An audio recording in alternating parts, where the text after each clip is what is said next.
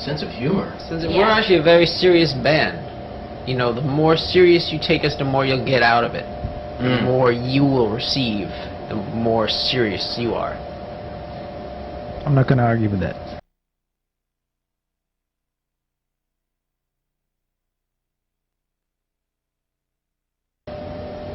We're just trying to sell records, you know, just trying to reach different audiences, you know. Like we're doing a big benefit for chickens.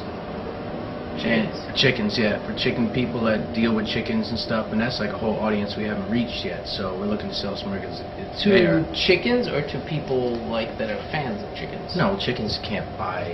You know, politically, we're trying to sell records to different organizations like the Sun Group. There's Sun worshippers that we haven't really tapped into that market. We'd like to sort of sell our product to the Sun worshippers and to sort of the goth audience that kind of dispels the sun.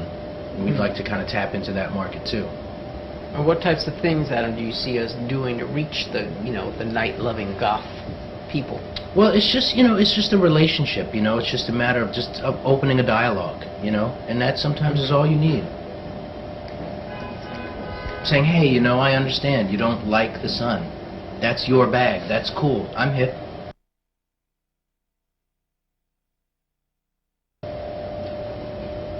The idea for the film was actually sold to us by a group of crusties over in England. One of the alien crusties? They were aliens from outer space. Yeah. In the form.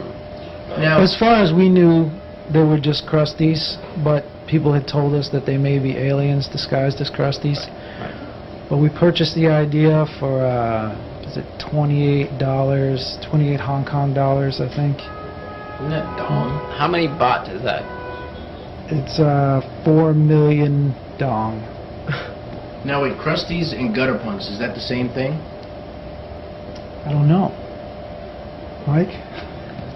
You know, that's out of my area of expertise, to be honest.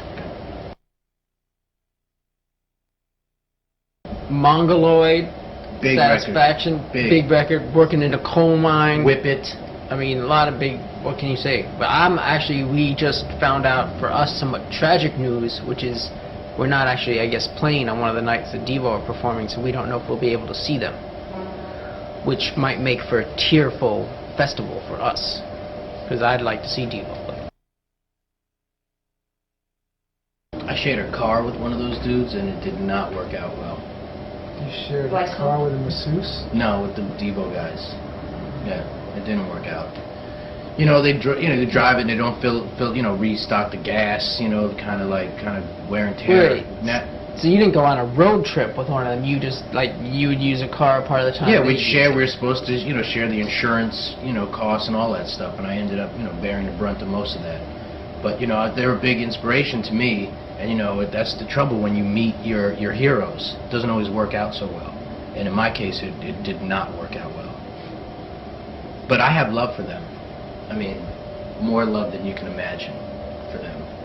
Like a weird amount of love. Our instrumental show at Sonar Festival is going to be, saw how I, you know, kind of threw in the question? Yeah, very professional. Yeah. Our instrumental show at Sonar Festival is going to be pretty hot. We're working with the kind of heat theme. It's going to be hot. There's going to be some hot beats and licks, some hot grooves. We're looking to spice it up. Pretty dramatically different from your regular show.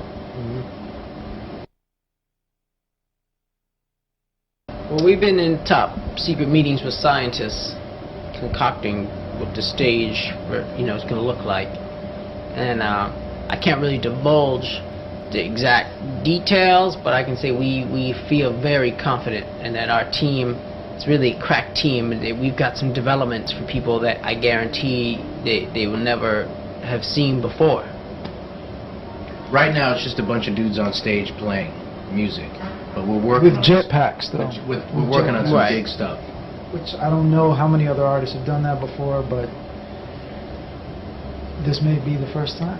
Right. There is also another thing that we're working on. I don't think it'll come to fruition because it's going to cost billions of dollars, which we don't have.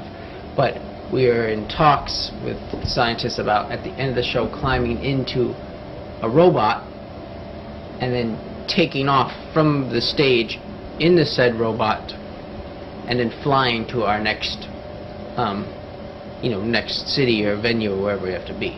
Barcelona. Yeah. Just come on. I mean, what's not to love?